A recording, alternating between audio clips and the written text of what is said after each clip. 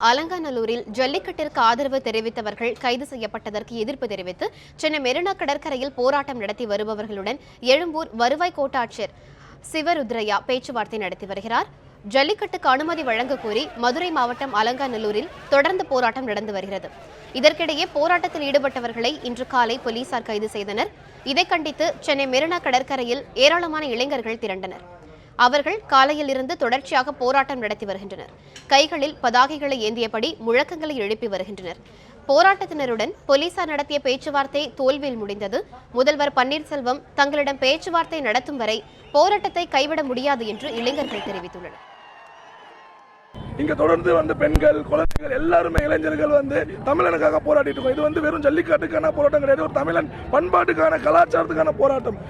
இதுக்கு தமிழக முதல்வர் இல்ல அவரோட பிரதிநிதி யாரா இங்க சந்திக்கணுமா இல்லையா? சந்திக்கல. சோ அவங்க சார்பா யாரா சந்திச்சு இதுக்கு முறையான ஒரு தீர்வு வாக்கு தராத வரைக்கும் இங்க நாங்க கலைய போறதில்ல.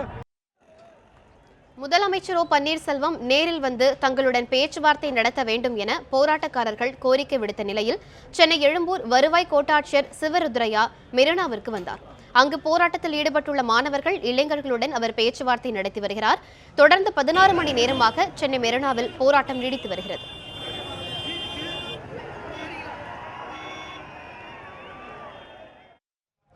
சென்னை மெரினா கடற்கரையில் கல்லூரி மாணவர்கள், இளைஞர்கள் தொடர்ந்து ஆர்ப்பாட்டத்தில் ஈடுபட்டு வருகின்றனர். பிரச்சினைக்கு உடனே தீர்வு காணும் வகையில் தமிழக அரசு சார்பில் அறிக்கை வெளியிட வேண்டும் என அவர்கள் வலியுறுத்தியுள்ளனர்.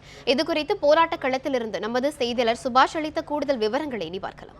காலை 8 மணியிலிருந்து ஆயிரக்கணக்கான இளைஞர்கள், அதாவது காலையில் 500 கணக்கில் துவங்கிய இந்த இளைஞர் கூட்டம் தற்போது 5000க்கும் மேல 10,000க்கும் மேற்பட்ட இளைஞர்கள் தற்போது இங்கு குவிந்திருக்கிறார்.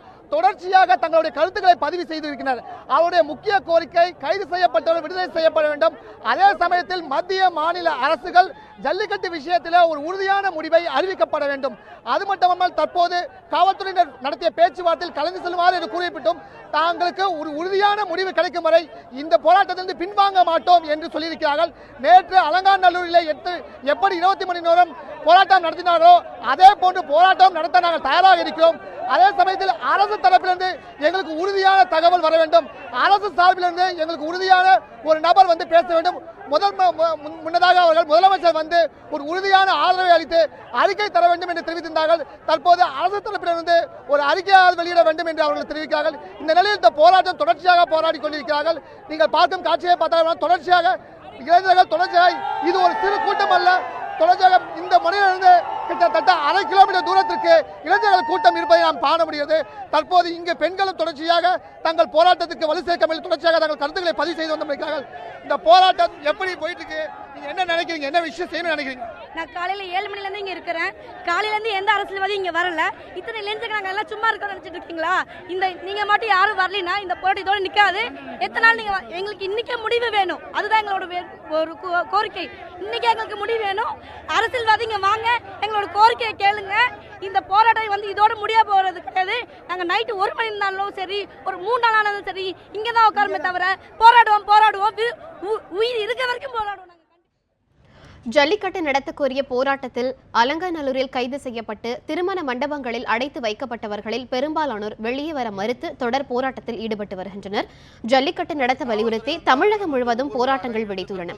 அலங்காநல்லூரில் நேற்று முதல் 20 மணி நேரம் தொடர் போராட்டத்தில் ஏராளமானோர் ஈடுபட்டனர். இந்நிலையில் போராட்டம் நடத்திய 240 பேரை இன்று காலை போலீசார் கைது செய்தனர்.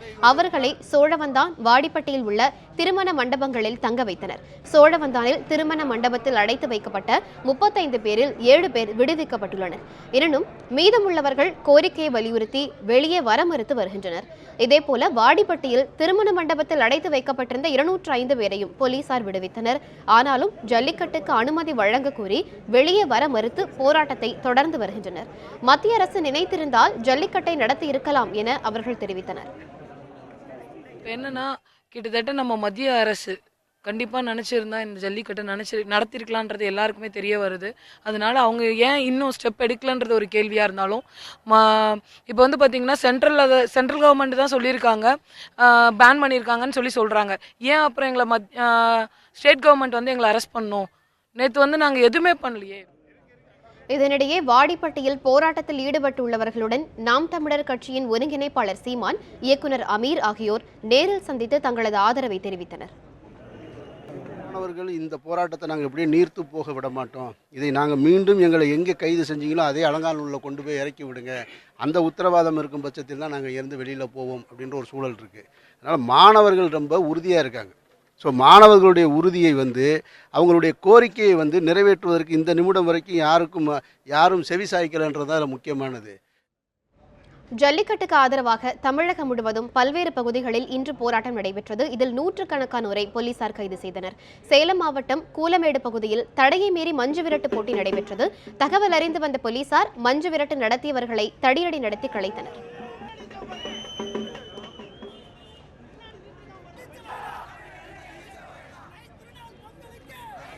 ஜல்லிக்கட்டுக்கு அனுமதி மறுத்த மத்திய அரசை கண்டித்து விழுப்புரம் மாவட்ட ஆட்சியர் அலுவலகம் முன்பு மக்கள் அதிகாரம் அமைப்பினர் போராட்டம் நடத்தினர்.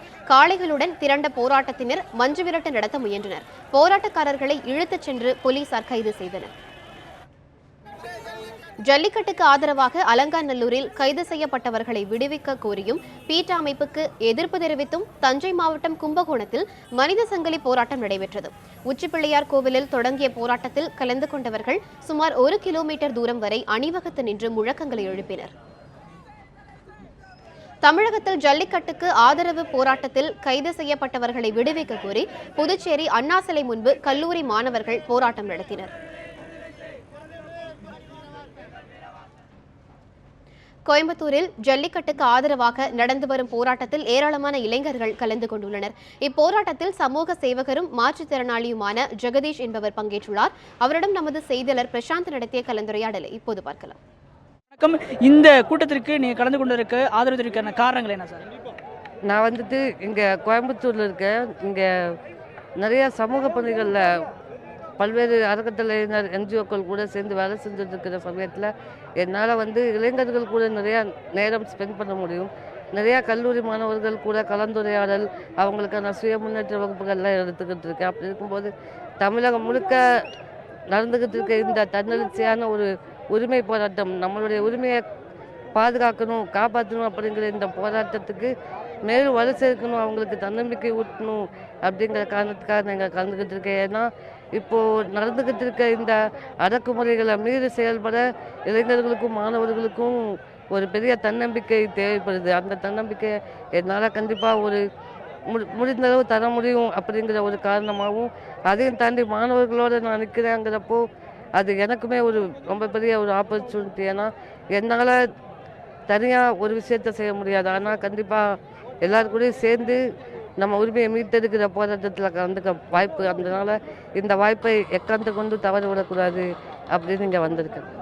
இவர் கூறியது போல இந்த இலங்கையில் நடக்கக்கூடிய இந்த ஆர்ப்பாட்டத்தில் வலு சேர்க்கும் விதமாக நான் இந்த கலந்து கொண்டதாக இவர் தெரிவித்திருக்கிறார். நியூஸ் 7 தமிழுக்காக ஒளிப்பதிவாளர் ரமேஷுடன் பிரசாந்த். திருச்சி அருகே கிராம மக்கள் வாடிவாசல் அமைத்து தடையை மீறி ஜல்லிக்கட்டு நடத்தினர். திருச்சி மாவட்டம் திருவெரும்பூர் அருகே உள்ள நவல்பட்டில் இன்று காளைகள் அலங்கரிக்கப்பட்டு வாடிவாசலுக்கு அழைத்து வரப்பட்டன. பாரம்பரிய வழக்கப்படி பூஜைகள் நடத்தப்பட்ட பின்பு வாடிவாசலில் வைத்து 50க்கும் மேற்பட்ட காளைகள் அவிழ்த்து விடப்பட்டன. 200க்கும் மேற்பட்ட மாடுபிடி வீரர்கள் காளைகளை அடக்க முயன்றனர்.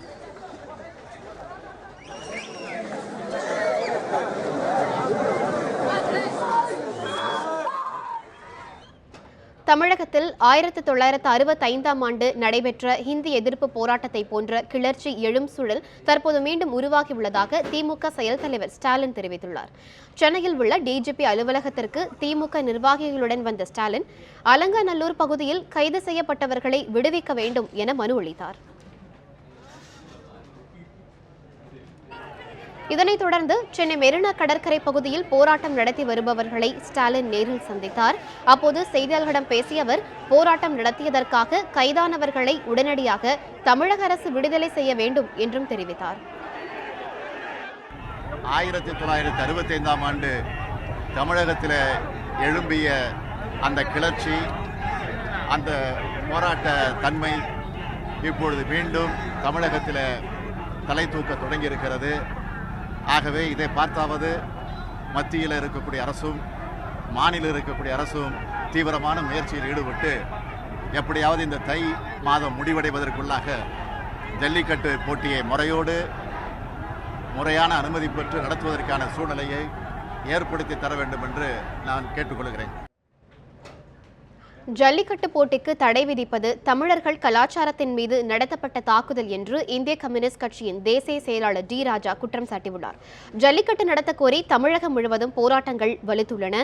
இந்நிலையில் இது தொடர்பாக டெல்லியில் செய்தியாளர்களை சந்தித்த இந்திய கம்யூனிஸ்ட் கட்சியின் தேசிய செயலாளர் டி ராஜா, ஜல்லிக்கட்டுக்கு விதிக்கப்பட்ட தடை தமிழர்கள் கலாச்சாரத்தின் மீது நடத்தப்பட்ட தாக்குதல் என்றும் இவ்விவகாரத்தில் மத்திய அரசுக்கும் நீதித்துறைக்கும் புரிதல் அவசியம் என்றும் தெரிவித்துள்ளார்.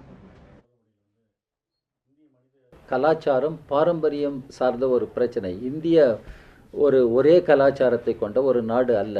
இந்தியா ஒரு பன்முக கலாச்சாரத்தை கொண்ட ஒரு நாடு. ஒவ்வொரு பகுதியிலும் அதற்கென்று ஒரு தனித்துவம் கொண்ட கலாச்சாரம் இருக்கிறது. வரலாற்று போக்குகள் இருக்கின்றன, மரபுகள் இருக்கின்றன.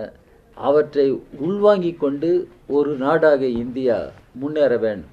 அந்த அடிப்படையில் தான் ஜல்லிக்கட்டு பிரச்சனையையும் பார்க்க வேண்டும். அதன் அடிப்படையில் தான் அது குறித்த முடிவுகளையும் மேற்கொள்ள வேண்டும். எம்ஜிஆரின் 100வது பிறந்த தினத்தை முன்னிட்டு அவரது சிலைக்கு அதிமுக பொதுச் செயலாளர் வி.கே. சசிகலா மாலை அணிவித்து மரியாதை செலுத்தினார்.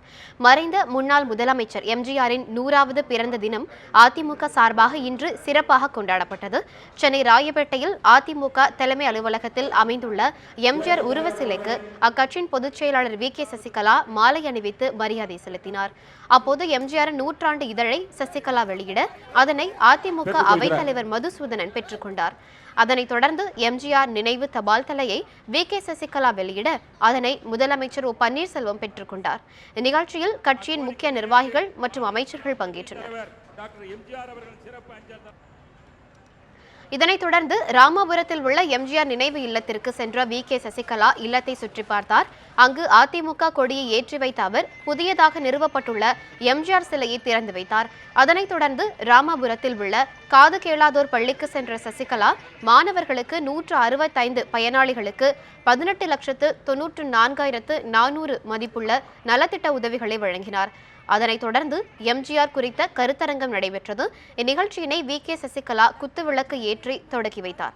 இதில் முதலமைச்சர் ஓ பன்னீர்செல்வம், அமைச்சர்கள், நாடாளுமன்ற உறுப்பினர்கள் மற்றும் எம்ஜிஆரின் வளர்ப்பு மகள் சுதா விஜயன் மற்றும் கட்சியின் முக்கிய நிர்வாகிகள் பங்கேற்றனர். அதிமுகவில் கடைசி தொண்டன் இருக்கும் வரை அந்த கட்சியை யாராலும் வீழ்த்த முடியாது என புதிய பார்வை ஆசிரியர் எம் நடராஜன் கூறியுள்ளார்.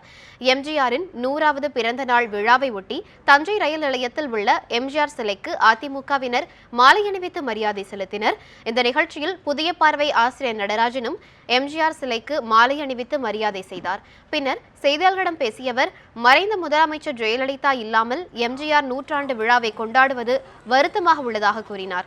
எம்ஜிஆர் 100ஆண்டு விழா குறித்து அறிக்கை வெளியிட தயாராக இருந்த நிலையில் ஜெயலலிதா மறைந்துவிட்டார் என்றும் எம் நடராஜன் வேதனை தெரிவித்தார். மேலும் ஜெயலலிதாவின் அறிக்கையின்படியே தமிழகம் முழுவதும் எம்ஜிஆர் 100ஆண்டு விழா கொண்டாடப்பட்டு வருகிறது என்றும் 1.5 கோடி தொண்டர்களை கொண்ட அதிமுக என்ற ஆலமரத்தை கடைசி தொண்டன் இருக்கும் வரை யாராலும் வீழ்த்த முடியாது என்றும் எம் நடராஜன் உறுதிபட தெரிவித்தார். இப்பொழுது 44 ஆண்டுகளாகிறது அவர்கள் போட்ட அடித்தளம், அதிமுக என்ற அடித்தளம்.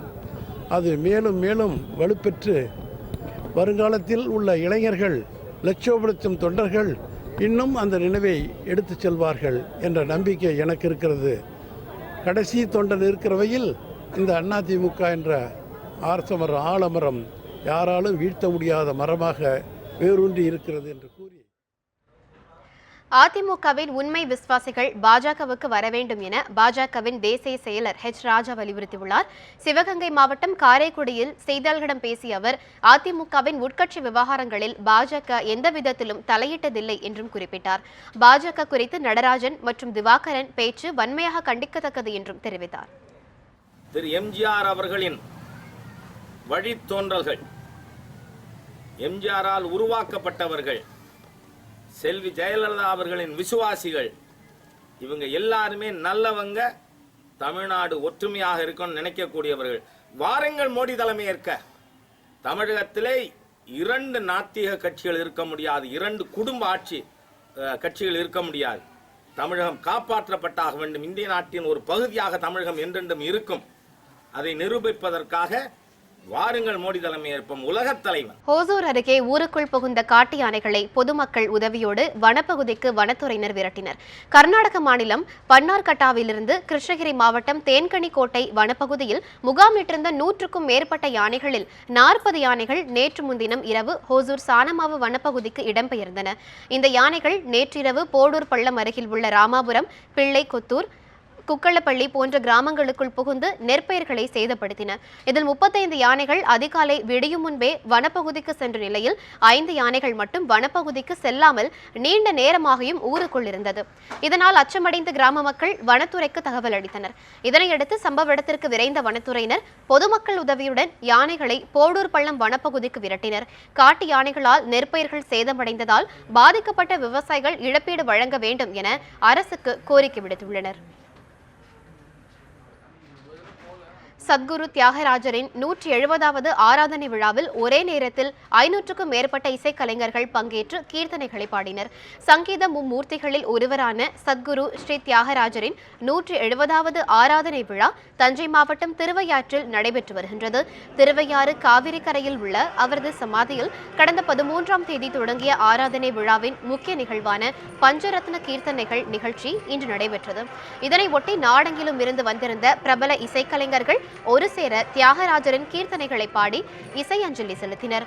ஒரே நேரத்தில் 500க்கும் மேற்பட்ட பாடகர்கள் மற்றும் இசைக்கலைஞர்கள் ஒன்று சேர்ந்து தியாகராஜரின் முக்கியமான பஞ்சரத்ன கீர்த்தனையாக பாடியது அனைவரையும் கவரும் வகையில் அமைந்திருந்தது. முன்னதாக தியாகராஜர் இல்லத்திலிருந்து பஜனை ஊர்வலம் புறப்பட்டு காவிரி கரையில் உள்ள சமாதிக்கு வந்தடைந்தனர்.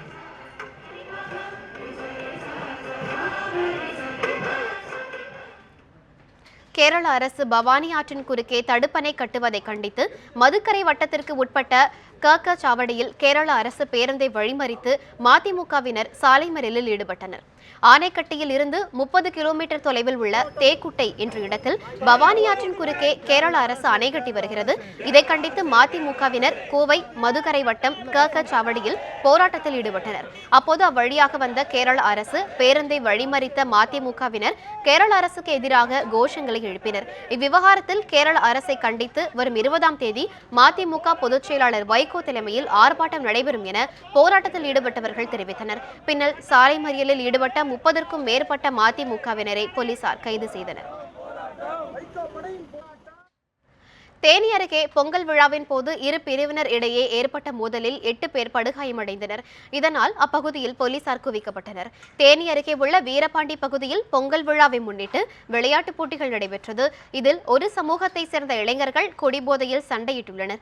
இப்பிரச்சனை வலுத்து இரு பிரிவினரிடையே கோஷ்டி மோதல் ஏற்பட்டது. இதனையடுத்து கல்வீச்சும் பெட்ரோல் குண்டும் வீசப்பட்டதாக கூறப்படுகிறது. இந்த சம்பவம் குறித்து தகவல் அறிந்த அப்பகுதியில் ஏராளமான போலீசார் குவிக்கப்பட்டனர். பின்னர் மாவட்ட காவல் கண்காணிப்பாளர் தலைமையில் லேசான தடியடி நடத்தி மோதலை கட்டுக்குள் கொண்டு வந்தனர். பொதுமக்கள் யாரையும் வீட்டை விட்டு வெளியே வர வேண்டாம் எனவும் அறிவுறுத்தியுள்ளனர். கல்வீச்சில் இரு தரப்பை சேர்ந்த 8 பேர் படுகாயமடைந்துள்ளனர்.